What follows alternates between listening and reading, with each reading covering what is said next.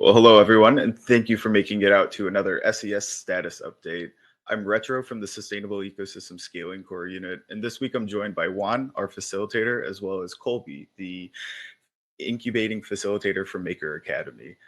Today, we're going to be discussing the transition plan of the incubation program to a self-service model. This update has been talked about in previous updates regarding the content that we're creating to enable a self-service model. And today we'll be diving more into the operational side and some of the challenges and opportunities that the self-service model creates. I'll hand the mic over to Juan in just a second, but as always, please utilize the chat feature to ask any questions, or for more in-depth questions, use the raise hand feature just left of the chat bar in Crowdcast. With that, Juan, the floor is yours, and please take it away. Thank you, Retro. Yeah, quick intro or quick reminder more to our. Do you guys see the slides passing? Because I don't, but maybe it's Crowdcast playing us another. You do, all right. Don't worry then. It's probably my. No, don't worry, Retro. It's definitely my. I'll just go to my own slides. But yeah, just a quick reminder on our mission and how or our mandate and how we're trying to help Maker. So our idea, or SES idea, was always to grow the moats from Maker, removing the barriers between decentralized workforce, capital, and work. So that's I think we've repeated that a bit too often, maybe.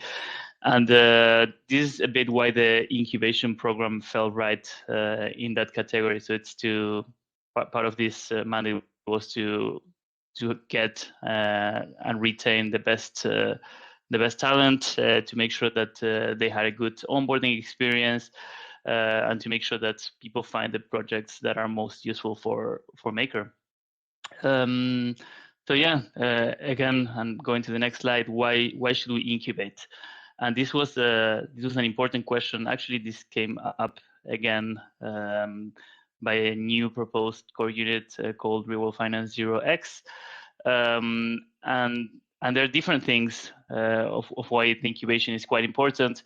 But usually contributors, when they join, or when they are trying to join Maker, they do not know a lot what's there to do, or how the protocol works, the ways to contribute, how governance work, or even how to set up a core unit. There's a lot of things, not just getting the MIP set passed, but also from a legal point of view, from a payments point of view. So there's all little things and intricacies that make it much harder for any contributor to actually make sure that they can get up and running as fast as possible.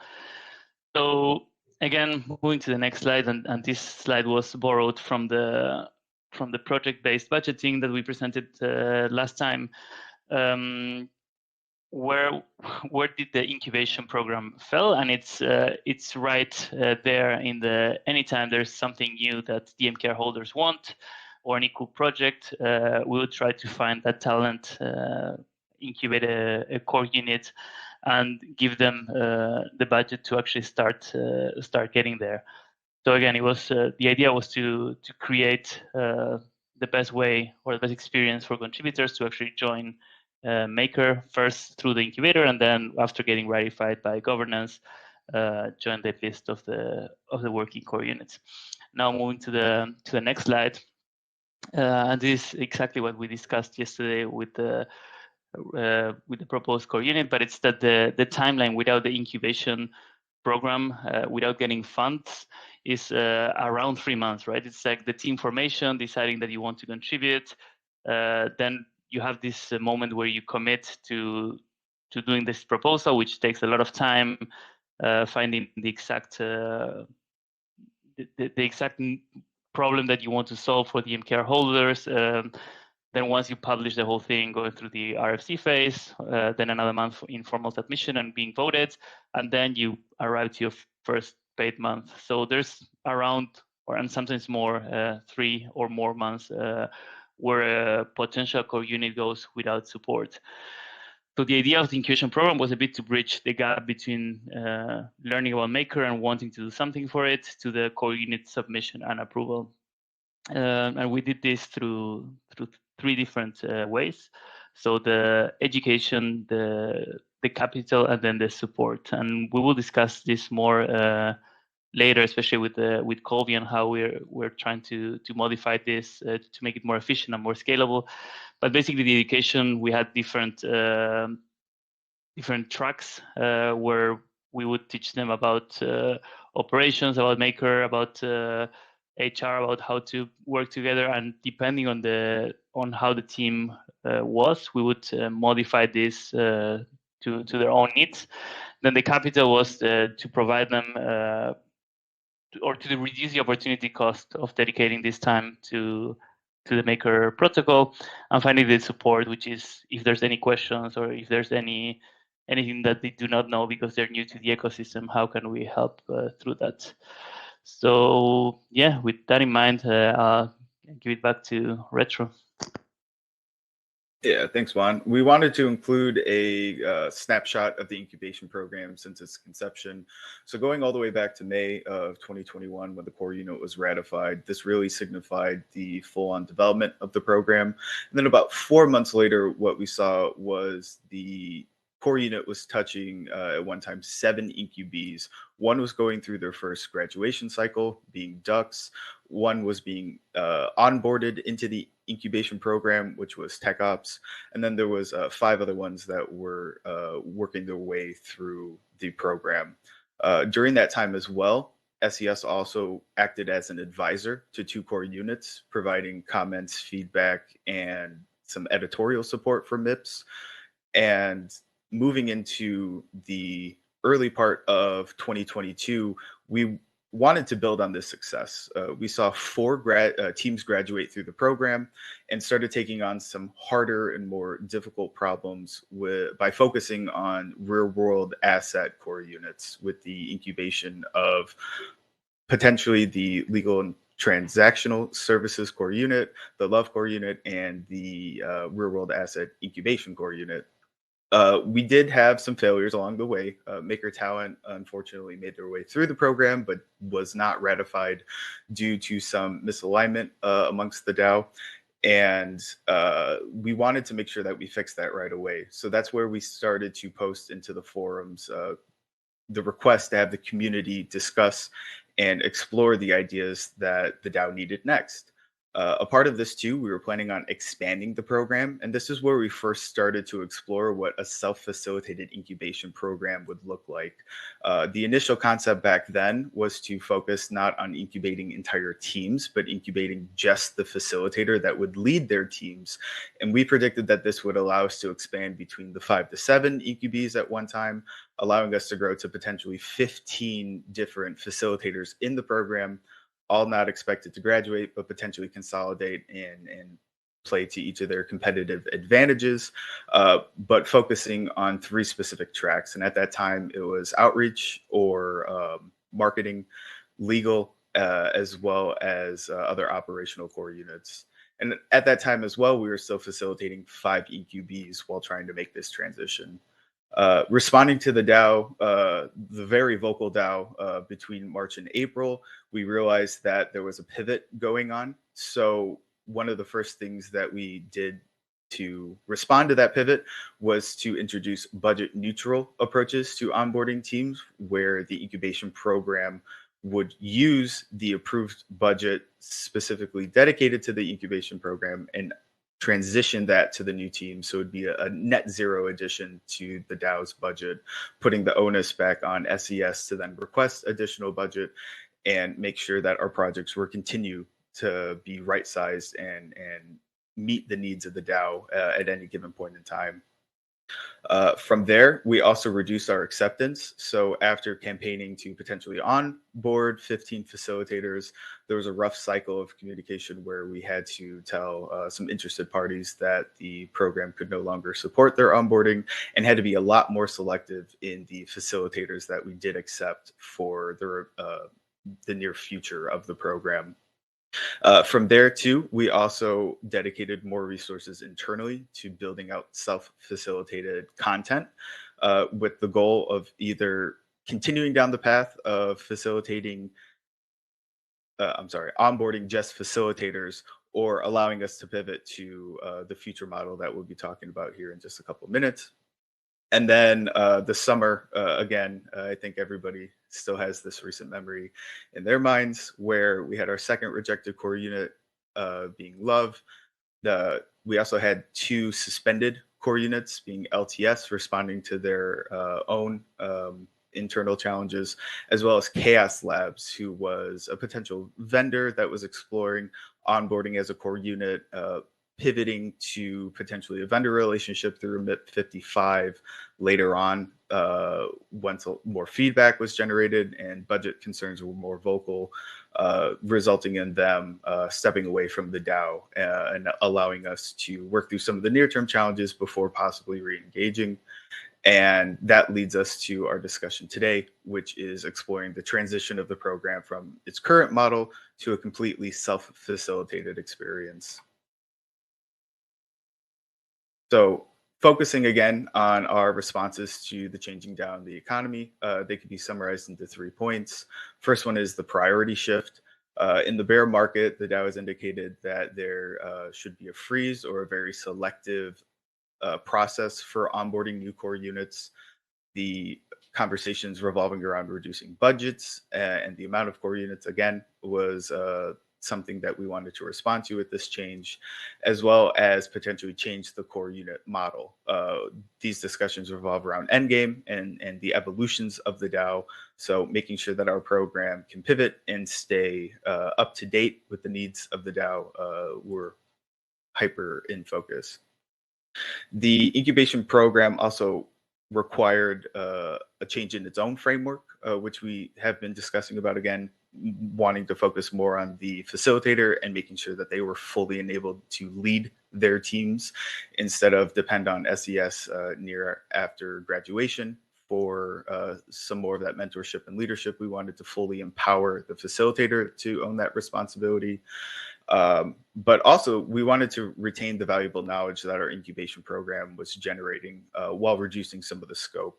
We took a very in-depth approach to educating the complete protocol, from governance to the architecture of the protocol to the business model, and allowing that to be more selective for each audience seemed a better use of not only SES's valuable time while engaging with the EQB directly, but also the EQB's focus to make sure that they're, again, hyper focused on the work and the value that they're going to be generating for the DAO. The last challenge that we wanted to respond to, again, was somewhat discussed in the first one, but it was the funding challenges. We are now removing the funding for onboarding of teams, so no longer compensating them for going through the program and doing the material, while also redirecting SES's focus to the other projects that are highly valued across the DAO, being the dashboard and more of the project-based budgeting conversations that we've had of late. So the plan moving forward, specifically for the incubator, is that we have 2 core units remaining. The legal and resiliency core unit is focused on enabling the various projects of the SES legal research team. This would be things like the insurance fund that has been discussed in the past, as well as tackling some of the new challenges that are popping up with market conditions, one of those being specifically the tornado cash incident. Overall, this core unit is focusing on the legal resiliency of the DAO, and there will be more future updates on what that looks like here in the near future. This team is filled with experienced contributors that have a lot of the knowledge already, and some that were already participating in the incubation program. So we expect this to be a shorter timeline than previous incubes, with their graduation still TBD, but again, aiming for the near future. And then the second core unit that's currently in our program is Maker Academy, who will be speaking here a little bit later today. They will be focused on building the onboarding tool for the entire DAO, which talks to not only onboarding core units, which has been SES's focus in the past, but also creating a resource that can be leveraged by delegates, contributors, and the community at large to continue distributing the knowledge of the DAO to as wide as an audience as possible. Maker Academy looks to continue the SES mandate of best-in-class onboarding with by funding the onboarding, but not specific teams. The focus and the resources of Maker Academy will be dedicated to building out the platform as well as the content, creating hopefully a welcoming environment for, again, interested parties to use and fund or motivate their own onboarding into the DAO. And then they'll also be looking to create tools to capture siloed information across core units. So by working through this process with SES, they're hoping to tap into the information that other core units have. Examples could be growth and how they market the core unit, and how and how they market the DAO, and how that information could be distributed to more contributors to make sure that everyone is promoting the DAO in the best practice ways, as well as create tools to self-facilitate education, again, across the DAO. So with that, I'll gladly hand the mic over to Colby here to go more in depth about what I was just talking about with the transition of the incubation program from SES to Maker Academy then. Yep, sounds good. Maker Academy is there's a lot that we plan to do, but I won't spend this entire meeting, covering everything about Maker Academy. This meeting is about the incubation program, so I'll mainly discuss what Maker Academy is doing in relation to the incubation program. So the incubation program, as I see it, it has a few different parts, right? So SES, they, as the Retro mentioned, they have the education, right? They have all these different modules that they take core units through. If there's a legal core unit, perhaps some of these modules will be more, legal oriented versus, more of a financial core unit. Then they actually supply the capital to these incubating core units. And then there's support. Usually in this incubation program, the incubees will have weekly meetings with the members or some members of the SES, where they'll get to ask questions, and SES will mentor them about not only education, but also just the product that they're building, and advise them on what the DAO needs most and how they can serve that purpose with whatever their idea is. And then lastly is the onboarding, right? So they help, throughout the whole onboarding process of designing these MIPS and etc. And so Maker Academy, just to be clear, we're not going to have the complete incubation program transferred over us, right? We're only going to have the education, support, and onboarding. So in other words, we won't have, a very large budget like SES does to allocate funds to different core units to fund them while they build their product or service and flesh out their team. However, we will be providing the education, and so I'll get into that really quick. We're going to be providing education in multiple ways. First, as Retro mentioned, SES has been developing a lot of content this past year, and they've also had content already developed in terms of educational content that teaches the incubees on what MakerDAO is and what they need to do. And so this content is going to be moving over to our platform, Maker Academy's platform. We're going to have a website with content. I'll get more into that in a bit. So capital, as I mentioned, we're not going to have. And support. So Maker Academy, we plan on our educational platform to have a, not just a sort of page like most academies where it's just content, but more of a community. People will be able to make accounts, like talk to each other, and we want to give as much support as we can. Through the sort. For example, we'll have like a live, question Q&A that we'll can asynchronously get to, like members of the academy on our site, and all these different features to ensure that people have questions about Maker DAO, and they, perhaps aren't covered in our material on our website. We'll still try and answer those questions. And lastly is onboarding. So we'll have, courses that specifically go through, how to design these MIPS, maybe examples of rejected MIPS, and basically how the best way these incubes can write these MIPS in order to get elected. And that content will be coming from SES. Next slide, please.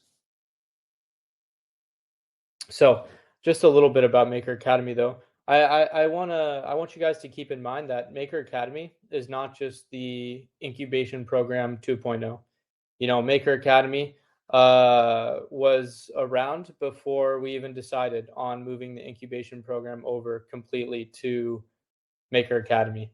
What Maker Academy is basically how I define it, it's the contributor pipelines, as I say, for MakerDAO.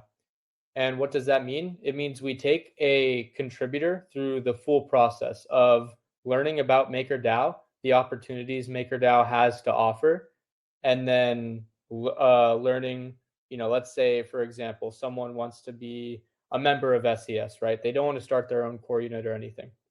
They'll learn if like SES has this opportunity for a new member. They'll be able to learn through our educational material all aspects of MakerDAO that will help them, best contribute to SES. And then the members of SES will be able to look at all these candidates who have, taken certain courses, gotten certificates, and perhaps recruit them from our site. And so that's what we mean by contributor pipeline. Like we want to build the full pipeline. And in order to do this, it takes a lot of work, and we recognize that. And there's so much educational content that can be produced about MakerDAO and that already has been produced. And also this content is very niche, right? Like, for example, somebody is going to be able to talk much more about real world assets, and another person might be an expert in oracles. Ideally, you would have each person writing courses on, their respective areas of knowledge. And so that's why we plan to sort of decentralize content production. And that's what these first 3 points here mean. So on our site, we're going to have content production for anybody. Anybody can apply to have a course added to our site, or an article or a lecture or whatever. And this feature will be monitored. In other words, we'll approve these and, make sure they're good enough. However, the core units will automatically have this feature to upload their documentation and stuff like that on our site and educational material. And so this is the first point. We will be developing content, meaning Maker Academy specifically. We have our own content developers. Point 2, other core units will be developing content and putting it onto our website. And lastly, 3, maybe somebody not in the MakerDAO ecosystem but extremely knowledgeable about the subject would like to publish some content. In the future, we plan to perhaps, get a budget to fund this sort of decentralized content production, but for now, it's not necessary. And so when people complete courses, we plan to have certificates. There's 2, phases of this certificates. The first phase is just generic certificates that are stored in a database, right? Along with all the other data for our website, but we plan to make these into NFTs in the future. Number 5, we'll have different pages showing the different ways to contribute to MakerDAO. We'll have an incubation program page, right?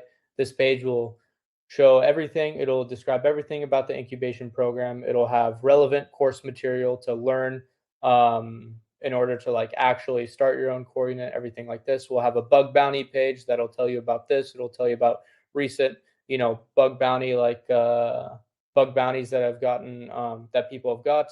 It'll go over how to find exploits. We'll have pages for each of the ways to contribute to MakerDAO.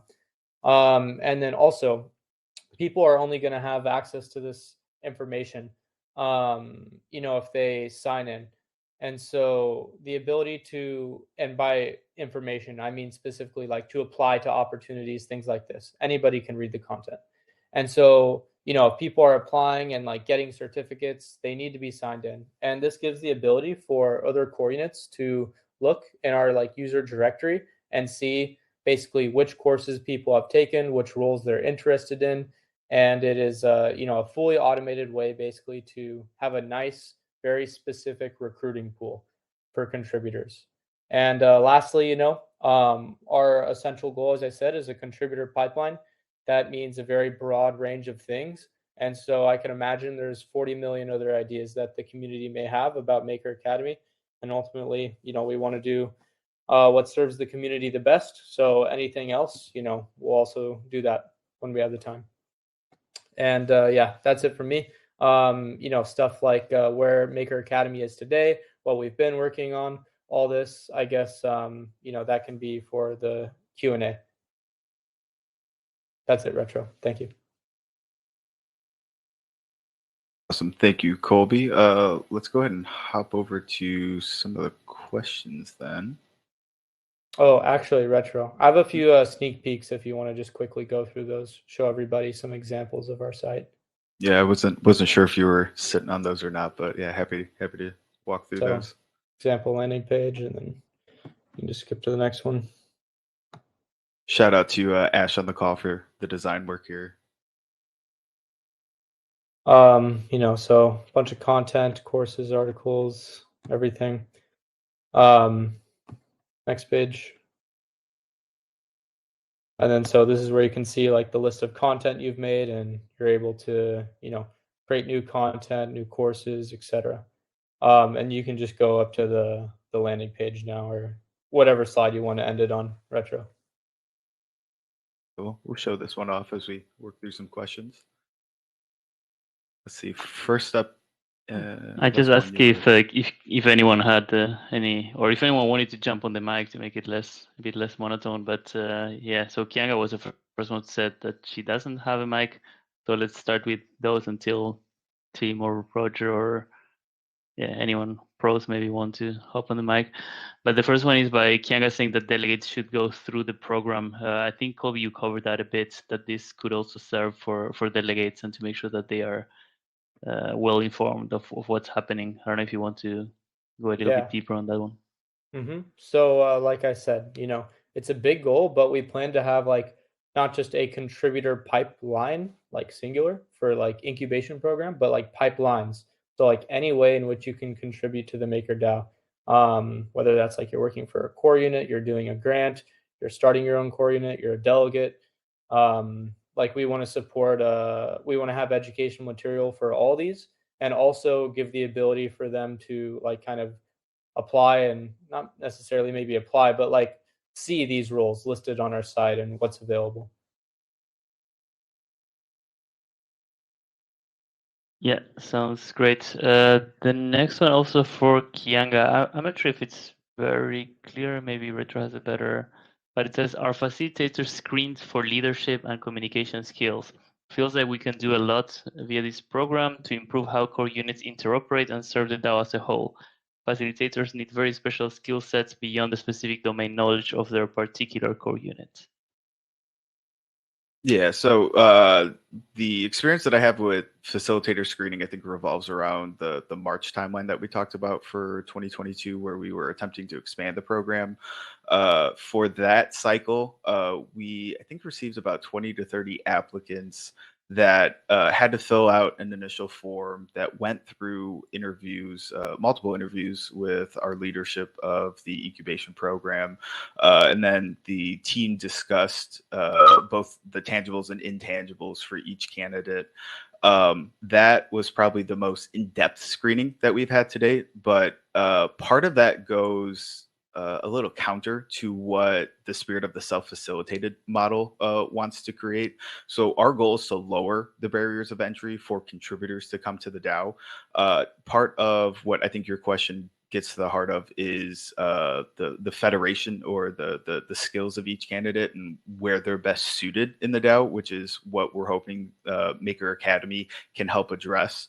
So creating barriers of entry to access the information, to gain the certifications, again, isn't something that we're aiming for, but we want to give MKR token holders more data to assess exactly what you're talking about, which is the communication skills. So we do have programs that are speaking to the best practices of how to update the DAO. And our expectation is by working through some of those exercises and examples, we'll be able to have candidates create material that, again, MKR token holders and delegates can use to evaluate the things that you're talking about. Also want to say a little bit about this question. So, when I think of like, why would you screen facilitators, right? And in the context of the incubation program at SES, it's like, well, why would you want to put all this capital that SES has been allocated to help facilitators that maybe aren't worthy of helping, right? Like they aren't qualified for the job. And in other words, like, it's a limited resource, right? So you want to make sure you give this limited resource to the people that are going to use it the best. However, at Maker Academy, like there is no limited resource. Like all the content is just there for anybody. Anybody can show their interest, and so in my mind, there's not really a need to screen anybody because there's not a limited resource. The point at which there's a limited resource is when they actually apply for funds via MIPS. And at this point, like there is a screening process, and it's the DAO.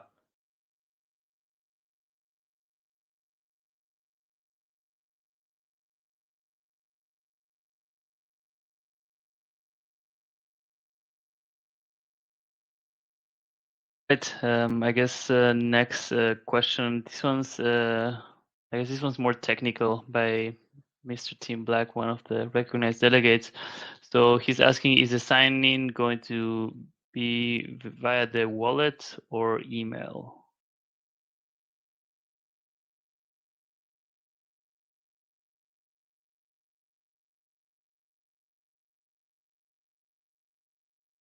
Kobe, I think that's over to you for the platform sign-in.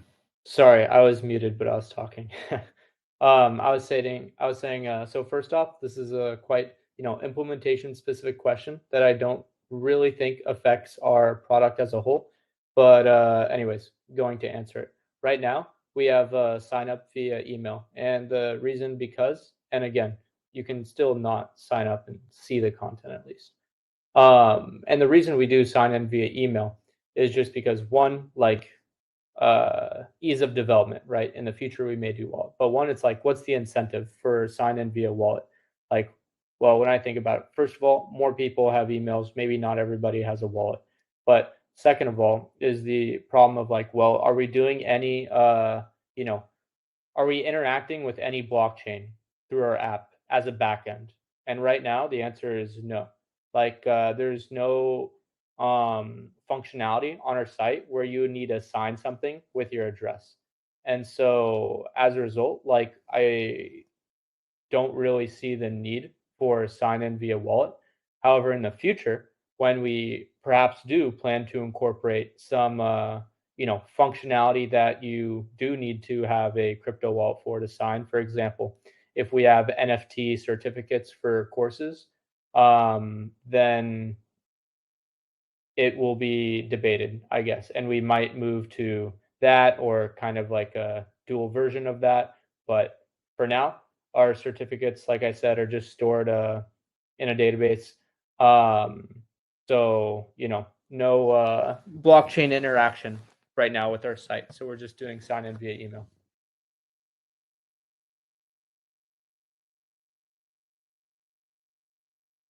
Well, Tim mentioned in the chat that's kind of where his mind was at as well. If there's any follow-up to that, please feel free to drop it. Moving on to... Sorry. I want to say one more thing. Ashley just reminded me of it. Also, in addition to NFT certificates, like in the future, if we plan to have, like as Ashley is saying, like learn to earn, where you're like, you're getting like paid to learn basically, or the alternative, like you're being paid to produce content, then of course our mechanism of payment is going to be DAI, and so we're probably have some blockchain integration there. Go ahead, Retro. Sorry to cut you off. No, great addition. Thanks for calling that out, Ash.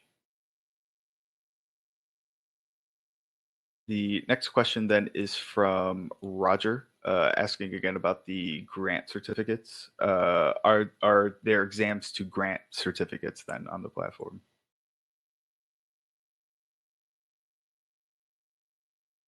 Okay, so are there exams to grant certificates?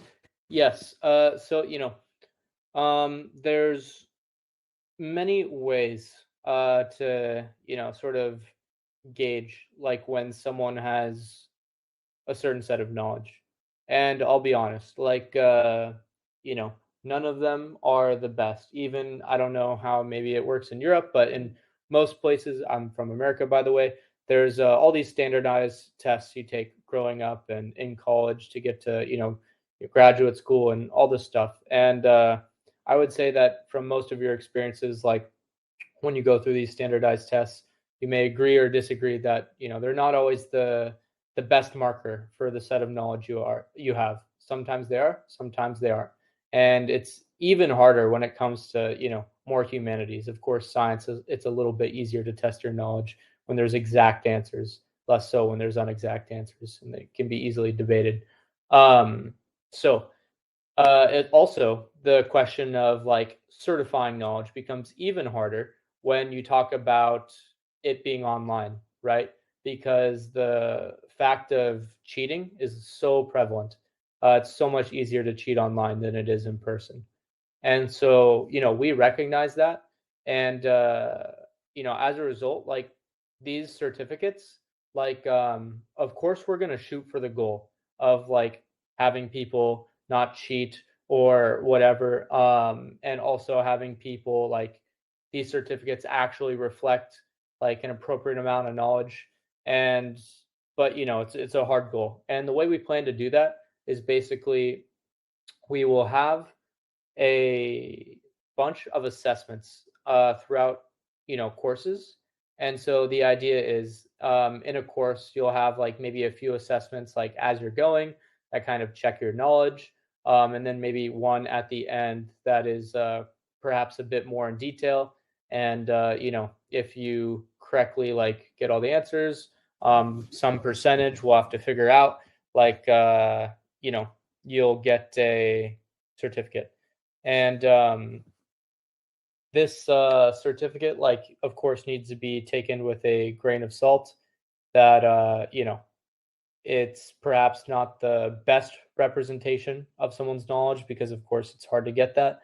But also that someone could have cheated, or of course, we'll have as many preventative mechanisms as possible. But hopefully, we'll build the program in such a way where it's like not too much of an incentive to like get these to like cheat and get 100%. And it's basically more to show like that you've read the course. Essentially, a certificate is like, hey, you've read the course. And we'll also have a way, knowing that these certificates should be taken with a grain of salt, to interview candidates and like set that up via our platform and things like this to actually see if you're recruiting somebody, like do they really fit the role. But Yeah, and as a quick follow up to that, could you touch on your background in education for about 30 seconds? yeah, sure. So I have studied philosophy for many years, specifically pedagogy. And I've worked with a few assistant professors and even education companies on just developing learning approaches and things like this. But of course, I was also a student myself at one point in time, like everybody else. So I have the experience there as well. I attended Brown University, where I majored in computer science, and although of course I didn't, study pedagogy, which is the study of building curriculums and teaching. I didn't study that at Brown. I still, studied it on my own and worked with other colleagues in the field, and yeah, and so that's kind of my background re-education. Appreciate that. Hopping back to Kianga for a moment, she asked, does the DAO have uniform policies on how user information is stored, who owns that data, and making sure privacy and other compliance laws are followed? Also, security best practices to monitor to protect user data.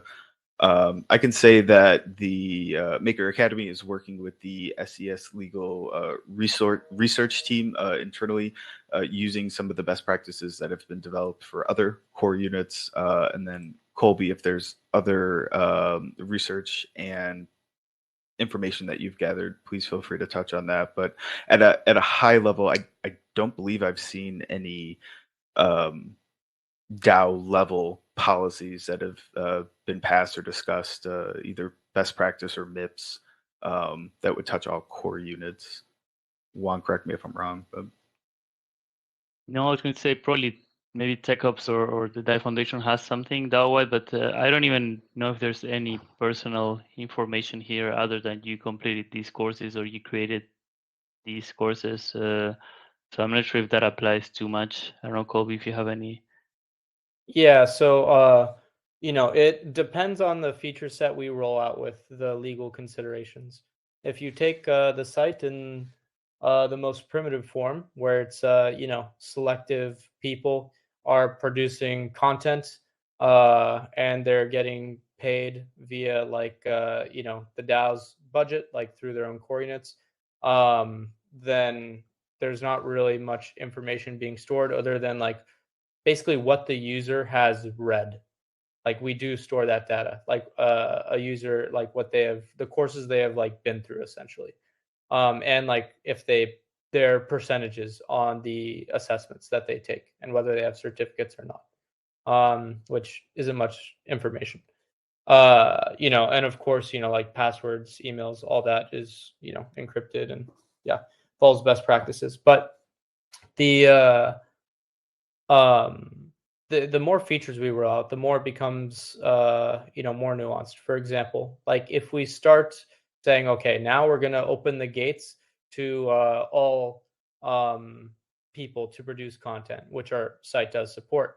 But of course, when we initially launch, we don't have to launch with that feature, even though we have it.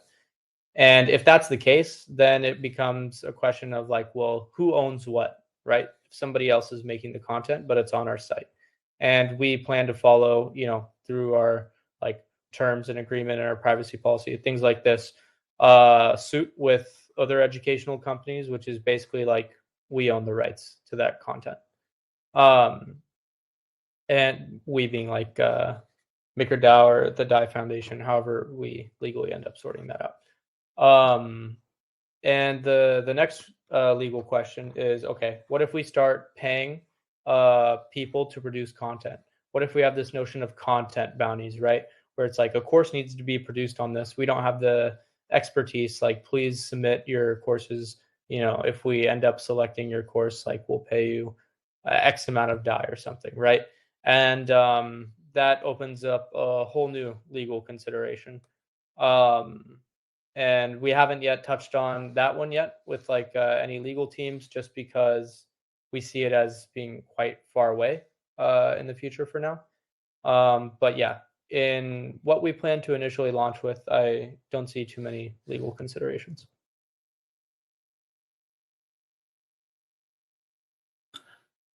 Thank you for that detailed explanation, Colby. Moving on to Peyton's questions then. We'll start with, how will you be sourcing the leaders and contributors for the pipeline? Any marketing or advertisement plans? So yeah, like just answering the first part first. Well, actually, I'll just touch on something that ACRE Invest said. Oh, Kyanga. So yeah, we won't be, collecting names necessarily. It's more like optional. So of course, users do have like a profile that they can edit, but to start, it's just email, password. That's it. And passwords are stored using salts in the database and everything like that. So we actually never even store the actual password in the database. And then names, we will only store that information if it if they put it in, basically. So it's optional. Anyways, going back to the other question. There you go. How will you be sourcing the leaders and contributors for the pipeline? So just to be clear here, yeah, like there's multiple pipelines. So yeah, leaders like and contributors. And again, we don't plan on doing any screening or anything like that. We just plan on having our site. Anyone can come. Now, that being said, the question is, well, how do you get people to come to the site? And yeah, to answer that question, like we will employ marketing and advertising. We have a username so that would avoid okay. And we have a few different mechanisms of like kind of cost-free advertising, such as using Twitter, interacting with like the MakerDAO community there, and also the wider DeFi community. Also, and we'll be posting like sneak peeks there on the Twitter and like example clips of videos or lectures we'll be having. Interacting with on the forum and basically all the MakerDAO channels. The question, like, do we do more advertising beyond that, like paying for ads on different sites and stuff like this? For now, that's a no, just because we're trying to do this in a budget-friendly way. But perhaps in the future, if the DAO sees Maker Academy as a very, very important thing and wants us to be advertised to everybody, then of course we can provide a budget for advertising and take it more go in a much bigger way about it.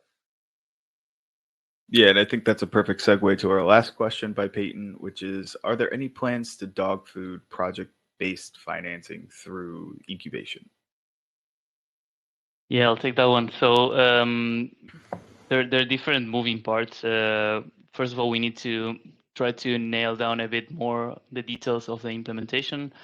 Once we do that, we actually can start dogfooding the set implementation and improve it. We do have some room for budget if that's what the community would like to do. So that's definitely a really good idea that we will explore. So yeah, it really depends on how we're doing. We need to see, like for example, we're not double paying core units to do things that they're already being paid for, etc. So there's a lot of things to do regarding that. But one of the ideas that we were considering is we're actually working with the Team Black to help kind of sort each vision in a more concrete way for the delegates. So to make sure that delegates can implement their vision sort of like with requests for proposals. This should be coming on in the next couple of weeks, but it's a bit the other side. So right now we have the core units proposing projects in the project-based funding, and then on the other side you would have the delegates or anyone from the community saying like, hey, this is super important. Can anyone do this project? But instead of proposing the project with the implementation and the cost, they would propose some kind of like request for proposals or request for projects. So it's a bit like asking, hey, we should go to L2, and then someone says, okay, we should go to L2 in this way. We're going to need this funding. Maybe I'm diverging too much, but yeah, the short answer is maybe. That's definitely worth exploring. So thank you for that, Peyton. Yeah, and I also want to add to with the legal resiliency core unit, having a little bit more time spent in the DAO has leaned into project-based budgeting as well. So behind the scenes, we're developing some exercises and tools to potentially help facilitate that first step of allowing core units to projectify their existing budgets, and that team will be working on two in parallel just to help us explore some of those early first steps.